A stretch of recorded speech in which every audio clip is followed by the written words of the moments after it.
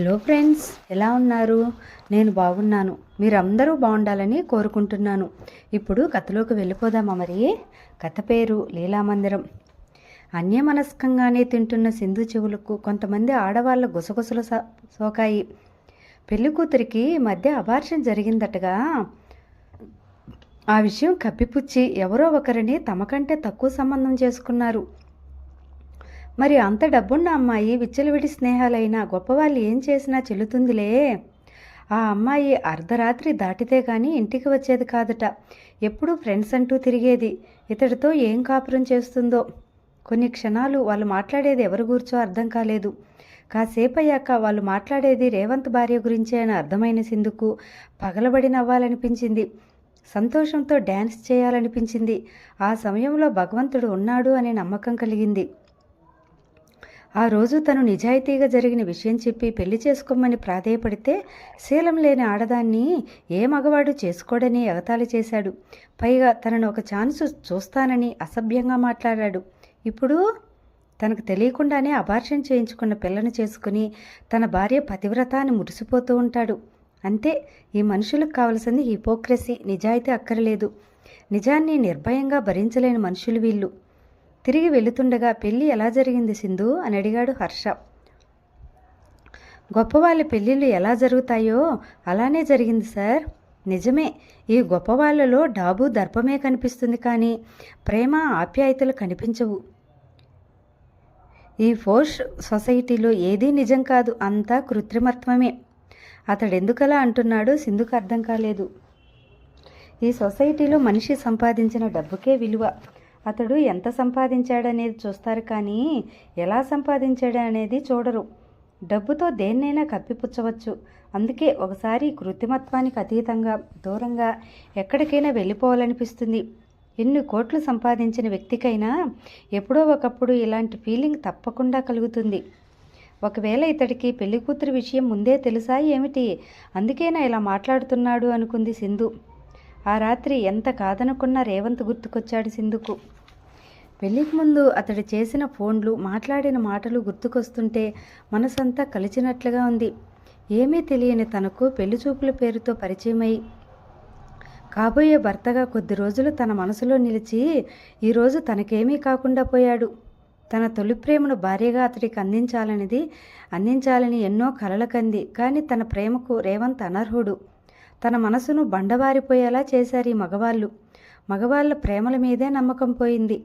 తనతో ప్రేమ కబుర్లు చెప్పినట్లుగానే భార్యతో కూడా చెబుతూ ఉంటాడు కాబోలు.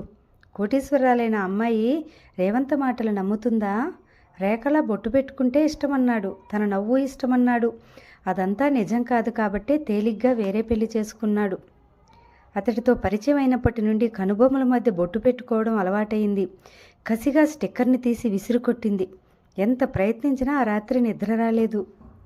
మరునాడు ఆఫీసుకు కూడా బొట్టు లేకుండానే వెళ్ళింది. అలా బొట్టు తీసేసి వెళితే ఎవరి మీదో కసి తీర్చుకున్న భావనతో మనసుకు హాయిగా ఉంది. కాసేపు గడిచాక హర్ష దగ్గరకు ఫైళ్లు తీసుకుని సంతకం చేయించుకుని తన సీటు దగ్గరకు వస్తుండగా సింధు ఒక్క మాట అంటూ పిలిచాడు. ఏమిటి సార్ అంటూ ఆగిపోయింది. నువ్వు ఇవాళ బొట్టు పెట్టుకోవడం మర్చిపోయినట్లున్నావు. బొట్టు లేనిది ఏమీ బాగాలేదు. అది కనుబొమ్మల మధ్య కాకుండా కాస్త పైకి పెడితే చాలా బాగుంటుంది అన్నాడు. ఆశ్చర్యంగా అతడి వైపు చూసింది. ఏమీ గమనించినట్లుగా ఉండే ఇతను తన నుదుటి మీద బొట్టును ఎంత బాగా గమనించాడు. అతడి మాటలు సింధు మనసును నీలువెల్లా వణికించాయి. అక్కడ ఉండలేక చప్పున తన సీటు దగ్గరకు వచ్చేసింది. తనలో వణుకు తగ్గేదాకా మొహం మీద చేతులు పెట్టుకుని అలాగే కూర్చుండిపోయింది. ఎందుకో ఏడుపు వచ్చేసింది. తనలో ఇంకా స్పందనలు ఉన్నాయా? ఇన్ని దెబ్బలు తగిలాక కూడా తన మనసులో ఇంకా సున్నితమైన భావాలు ఉన్నాయా? ఏల నా హృదయంబు ప్రేమించి నిన్ను కృష్ణశాస్త్రి గారి కవితలా ఈ పిచ్చి మనసుకు ప్రేమించడం మాత్రమే తెలుసా? లంచ్ అవర్లో తన హ్యాండ్ బ్యాగ్లోని స్టిక్కర్ తీసుకుని హర్షవర్ధన్ చెప్పినట్లుగా కనుబొమ్మలకు కాస్త పైన స్టిక్కర్ పెట్టుకుని టాయిలెట్కి వెళ్ళి అక్కడ అద్దంలో తన ప్రతిబింబం చూసుకుంది. నిజంగానే తన అందం ఇంకా పెరిగినట్లనిపించింది. మనసంతా తేలిగ్గా అనిపించసాగింది. నిజమే, తనెంత పిచ్చిది. రేవంత్ మీద కోపంతో తనెందుకు బొట్టు పెట్టుకోవడం మానేయాలి? అతనికి తనకు ఏమిటి సంబంధం? బిజీగా ఉన్న అవర్స్లో అపాయింట్మెంట్ కావాలన్నట్లుగా అటెండర్ శ్రీనివాస్ విజిటింగ్ కార్డ్ తీసుకుని హర్షవర్ధన్ దగ్గరకు వచ్చాడు. ఎవరు సీను? ఇప్పటికిప్పుడు అపాయింట్మెంట్ అంటే ఎలా? 2 రోజుల ముందైనా తీసుకోవాలిగా కాస్త విసుగ్గా అన్నాడు హర్షవర్ధన్. ఆ మాటే చెప్పాను సార్, కానీ వినలేదు. తన పేరు చూస్తే మీరు గుర్తుపడతారని, అపాయింట్మెంట్ ఇస్తారని మొండిగా మాట్లాడుతున్నారు సార్. సరే, సింధును కలవమని చెప్పు. నా అపాయింట్మెంట్ తెలిసిన వ్యక్తి ఆమె కదా. ఈరోజు టైం ఉంటే చూసి అతనికి అపాయింట్మెంట్ ఫిక్స్ చేస్తుంది. సింధమ్మ గారు లేరు సార్, బ్యాంకుకు వెళ్ళారట. ఇంతకుముందే కనుక్కున్నాను. అవును, తనేగా ఉదయం ఆఫీస్కి రాగానే సింధును బ్యాంకుకు పంపించాడు. ఆ విషయమే మర్చిపోయాడు. అయినా తనకు అంత బాగా తెలిసిన వ్యక్తి ఎవరబ్బా అనుకుంటూ, సరే ఆ కార్డు ఇలా ఇవ్వు అన్నాడు. శ్రీనివాస్ ఇచ్చిన కార్డు మీద పేరు చదివిన హర్షకు ఎంత ఆలోచించినా అతడెవరో గుర్తుకు రాలేదు. కార్డు మీద రేవంత్ బీటెక్ అని ఉంది. ఎవరి రేవంత్? తననెందుకు కలవాలనుకుంటున్నాడు? సీను, ఇతడెవరో ఎంత ఆలోచించినా గుర్తుకు రావడం లేదు. నేను బిజీగా ఉన్న ఈ టైంలో ఇతనెవరో చాలా డిస్టర్బ్ చేస్తున్నాడు.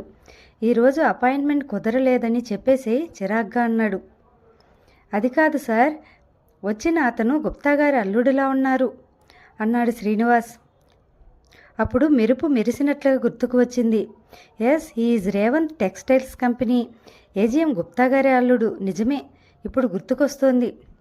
ఆ మధ్య పెళ్ళికి కూడా వెళ్ళివచ్చాం కదా. అతనికి తనతో అవసరం ఏమిటి అనుకుంటూ, సరే ఇతను కాదనుకునే వ్యక్తి కాదు, గుప్తా గారి అల్లుడు కదా, 1 గంట తర్వాత లోపలికి పంపించు అన్నాడు. సరే సార్ అంటూ శ్రీనివాస్ వెలుపలికి వెళ్ళిపోయాడు. సరిగ్గా 1 గంట తర్వాత లోపలికి అడుగుపెట్టిన వ్యక్తిని చూసి ఫోన్లో మాట్లాడుతున్న హర్ష అతని వైపు చూసి కూర్చోమన్నట్లుగా సైగ చేశాడు. హర్ష ఎదురుగా ఉన్న కుర్చీలో కూర్చున్న రేవంత్ ఆ ఆఫీసు గదిని, హర్షవర్ధన్ను, అతని వైభవాన్ని అసూయంగా చూడసాగాడు. ఎంత పెద్ద ఆఫీసు కాంప్లెక్స్ ఇది! ఇంత మంచి కంపెనీలో ఎలా చోటు సంపాదించిందో సింధు. తను కాదున్నా తంతే బోర్లబొట్టలో పడినట్లయింది దాని పని అనుకున్నాడు. 10 నిమిషాల తర్వాత ఫోన్లో మాట్లాడడం పూర్తయ్యాక ఫోన్ పెట్టేస్తూ, చెప్పండి, ఏం పని మీద వచ్చారు మీరు అని అడిగాడు హర్షవర్ధన్. నేను గుప్తా గారి అల్లుడిని. అయినో, కానీ మీరు వస్తున్నట్లు గుప్తా గారు ఒక్క మాటైనా ఫోన్ చేసి చెప్పలేదు నాకు. ఆఫ్ కోర్స్ నేను మీతో మాట్లాడాలని వచ్చాను. ఏమిటో చెప్పండి, కాస్త తొందర పెడుతున్నట్లుగా అన్నాడు. ఆఫీస్ అవర్స్లో తీరిగ్గా హస్కు వేసుకునే అలవాటు అతనికి లేదు. మీ ఆఫీస్ నాకు బాగా నచ్చింది.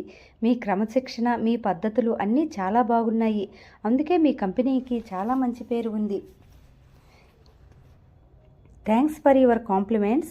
ఇంతకు మీరు వచ్చిన పని? అంతలో శ్రీనివాస్ కూల్ డ్రింక్ తీసుకుని వచ్చి రేవంత్కి ఇచ్చాడు. దాన్ని సిప్ చేస్తూ, అదే చెప్పబోతున్నాను. ఇంత క్రమశిక్షణతో మీ ఆఫీస్ నడిపించే మీరు, మీ స్టాఫ్లో కూడా క్రమశిక్షణను ఆశించే మీరు, మీ పిఏగా అలాంటి అమ్మాయిని ఎందుకు సెలెక్ట్ చేసుకున్నారు? Are you talking about Sindhu? ఏ, ఆ అమ్మాయికి ఏం లోపం ఉంది? ఉంది సార్, మనిషికి ఉండాల్సింది క్యారెక్టరే, ఆ అమ్మాయికి లేదు. What do you mean? కాస్త బిగ్గరగా అన్నాడు. అతనిలో ఏ మూలనో నిజాయితీగా వ్యవహరించే సింధు అంటే అభిమానం. అవును సార్, మీరు నమ్మలేరు. సింధు క్యారెక్టర్ లేని అమ్మాయి. అంతేకాదు, పెళ్లికి ముందు రోజు ఆమె శీలం మంచిది కాదని, అంతకు ముందే ఎవరితోనో సంబంధం ఉందని తెలిసి పెళ్లి కొడుకు ఆ అమ్మాయిని పెళ్లి చేసుకోవడం మానేశాడు. అక్కడ ఉంటే అందరూ ఆమెను తప్పుపడతారని ఇల్లు వదలాల్సి వచ్చి బజార్ల వెంట పడింది. అలాంటి ఆమె మీ కంపెనీలో ఉంటే మీ కంపెనీకి చెడ్డ పేరు రాదు. తనలోని అక్కసనంతా వెలగక్కాడు రేవంత్. కొత్త విషయం వింటున్నట్లుగా నిశ్చలంగానే ఉండిపోయాడు హర్షవర్ధన్. సింధును గూర్చి అతడు చెప్తున్నది నమ్మాలనిపించడం లేదు. అలా అని అది అబద్ధమని కూడా అనిపించడం లేదు. తల్లిదండ్రులు గూర్చి అడిగితే సరిగ్గా జవాబు చెప్పకపోవడం గుర్తుకొచ్చింది. అయినా ఇవన్నీ పనిగట్టుకుని తన దగ్గరకు వచ్చి ఇతను ఎందుకు చెప్తున్నట్లు? అలాగా, సింధు వెనక అంత బ్యాక్గ్రౌండ్ ఉందన్నమాట. ఎనీహౌ అని ఆమె పర్సనల్ మ్యాటర్ మనకెందుకండి?